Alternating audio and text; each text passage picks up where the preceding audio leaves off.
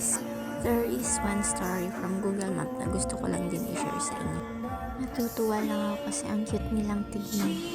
Tuwing mahagip sila ng cam, lagi silang magkasamang nakaupo dyan sa kanilang maliit na pantana. Sa part na ito, hindi niya nakasama si tatay. Hanggang sa nag-2018,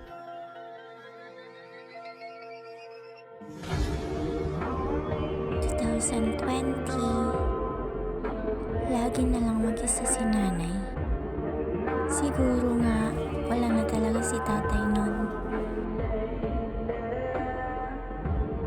Hanggang 2022, tuluyan nang nagsara ang kanilang maliit na bahay kubo.